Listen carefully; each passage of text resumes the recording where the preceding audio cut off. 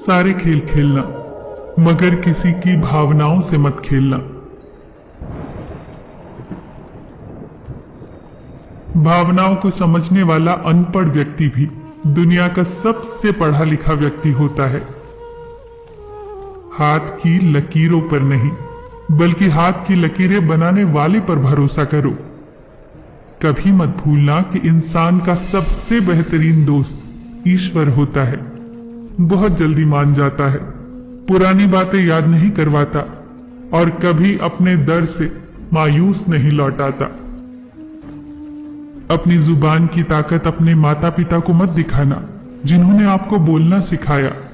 याद रखना कि औलाद के लिए माँ बाप वहां भी हाथ फैला लेते हैं जहां वो पांव रखना भी गवारा नहीं करते।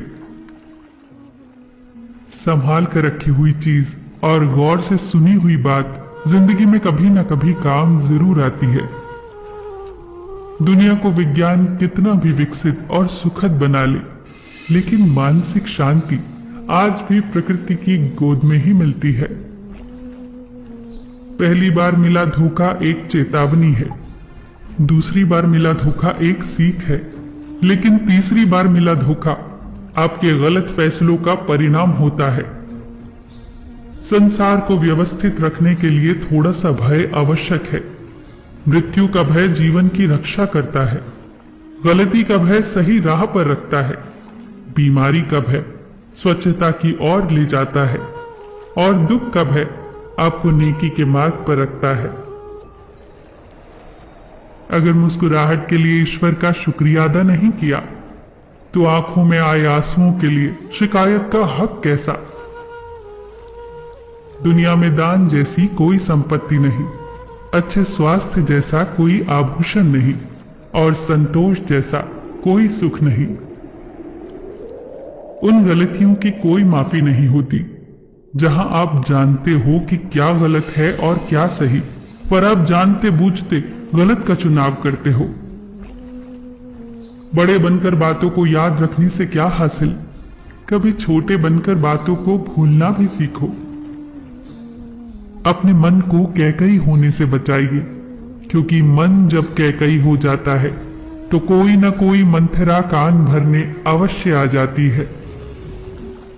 अपने आप को किसी के साथ का आदी न बनाए, वरना आपकी खुशियां उसकी फुर्सत और उसके मूड की मोहताज होकर रह जाएंगी। नींद और निंदा पर जो विजय प्राप्त कर लेता है, उसे आगे बढ़ने से कोई रोक नहीं सकता। सांसें किसी का इंतजार नहीं करती, चलती हैं या चल देती हैं। इसीलिए चिंता उतनी ही कीजिए कि काम हो जाए, उतनी नहीं कि जिंदगी तमाम हो जाए।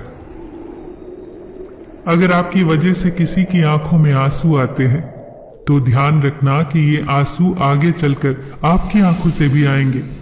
वक्त का पासा कभी भी बदल सकता है, इसीलिए वही सितम करो जो तुम सह सको।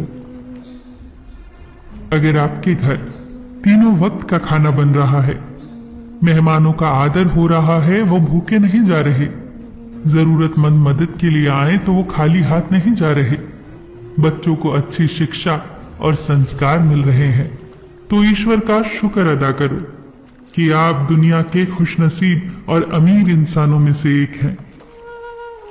प्रशंसा हृदय से, हस्तक्षेप मस्तिष्क से, प्रतिक्रिया विवेक से करने में ही समझदारी है, अन्यथा मौन ही सर्वोत्तम है। जीवन पेंटिंग की तरह है, आशा के साथ रेखाएं खींचे, त्रुटियों को सहनशीलता से मिटाएं, बहुत ही धैर्य के साथ ब्रश को डुबोएं और अपने जीवन को प्यार से रंगे। फिर मिलेंगे दोस्तों अगली वीडियो के साथ। तब तक के लिए अपना ख्याल रखना और हमेशा मुस्कुराते रहना।